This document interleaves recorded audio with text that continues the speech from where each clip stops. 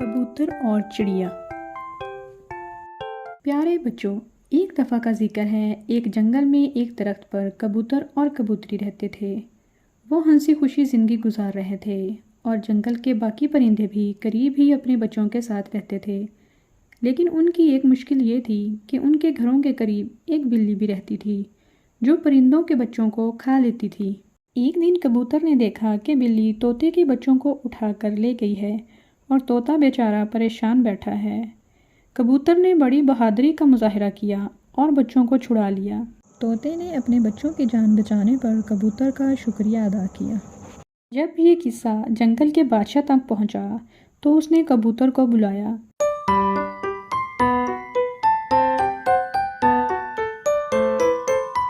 کبوتر بادشاہ کی خدمت میں حاضر ہوا تو بادشاہ نے کبوتر کو بہادری کا مظاہرہ کرنے کی وجہ سے پرندوں کا سپاہی مقرر کر دیا اور اس کو یہ کام سونپ دیا کہ وہ پرندوں کے بچوں کی حفاظت کرے گا۔ سپاہی بن کر کبوتر مغرور ہو گیا۔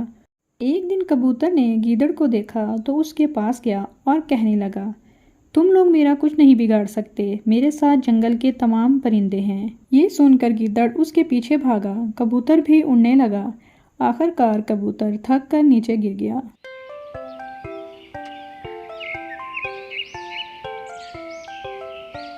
کچھ دیر بعد وہاں سے ایک چوہے کا گزر ہوا۔ اس نے کبوتر کو گرا ہوا دیکھا تو اس کے پاس گیا اور کہنے لگا، کیا میں آپ کی مدد کر سکتا ہوں؟ لیکن کبوتر پر ابھی بھی بڑا سپاہی ہونے کا بھوت سوار تھا۔ اس نے چوہے کو یہ کہہ کر دھتکار دیا کہ میں تو اتنا بڑا سپاہی ہوں، تم اتنی چھوٹی سی چیز میری مدد کیسے کر سکتے ہو؟ جب چوہا چلا گیا تو کبوتر نے اڑنے کی بہت کوشش کی، لیکن وہ تھکن سے چور تھا، اس لیے نہ اڑ سکا۔ اسے گیدڑ کے آنے کی آواز آ رہی تھی، لیکن اب وہ بے بس تھا۔